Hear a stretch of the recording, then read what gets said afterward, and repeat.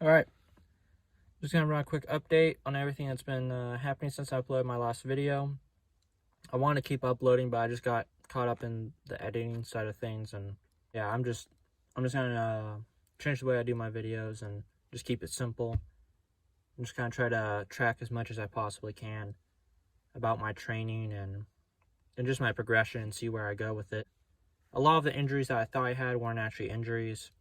For example, I thought I had shin splints, and I thought it was weird how I couldn't get rid of them for a really long duration.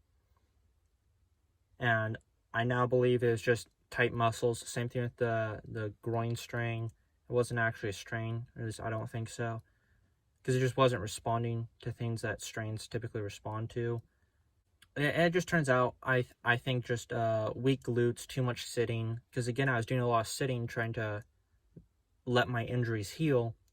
But that sitting was making things worse because my body was just tightening up to the point where it started producing pain. Like the shin pain could basically be explained by the sciatic nerve runs from your spine all the way down your leg, and the piriformis, which I know was tight because when I got to the point where when I would squat, my hips would shift to the right because my left piriformis was so tight.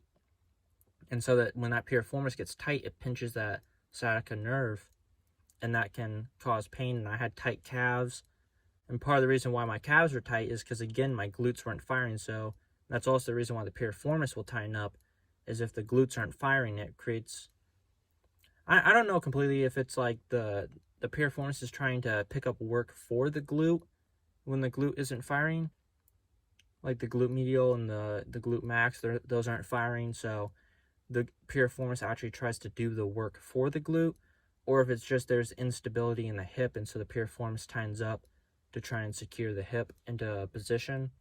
I don't completely know, but it's just in the ballpark. That's kind of what was happening, is the piriformis got tight, and that's why I had the shin pain, not because I actually had shin splints, but I was just, the pain was in the same area, so that's why I mistook that. Again, like I said, the groin pain also, I found out over the past few months that when I do glute exercises, because I was trying to strengthen the glutes when I found out that sitting causes weak glutes and all that, so I'm doing all this glute strengthening, and eventually I find that the right glute's fine. I can feel the right glute firing, but the left glute I don't feel firing as much as the right one. So recently I've been doing some foam rolling of the hip flexors because I know I have tight hip flexors. Basically what happens is when you have tight hip flexors, those can inhibit the glutes from firing. So you have to foam roll out the hip flexor, then do your glute exercise, because the foam rolling will loosen the hip flexor, allowing the glute to actually fire. Because when you have a tight muscle on one side, your body will naturally inhibit the antagonist muscle, which is the glute. So foam roll out the hip flexors, then doing the glute. Or you might have to foam roll out the hamstrings if you find that all the glute exercises you're doing, you're feeling in the hamstrings. Those two things aren't causing me problems anymore, which is good.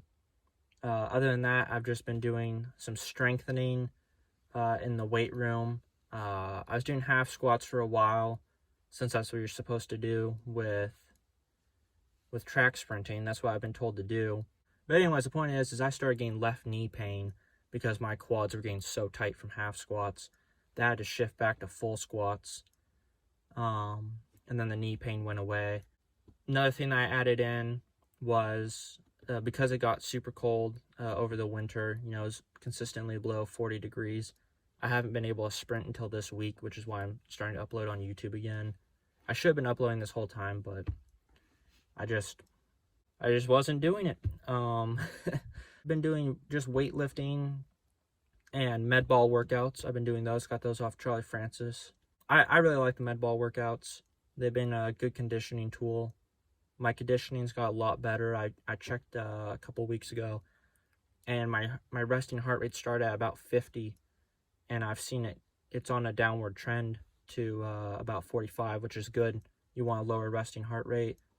That shows that my conditioning's gotten a lot better, and I feel a lot better too. I've already applied to U of O. That's another major thing I've done, applying to scholarships recently. So yeah, I'm hoping to show the journey of, getting to U of O, and then show the progression at U of O if I go there.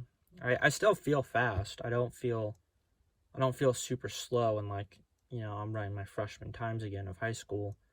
I don't know. We'll see what happens. I don't have that much time to train, unfortunately, because I only have February, March, and then by the end of April, at the very tail end of April, I think April 28th is where I want to run my first meet.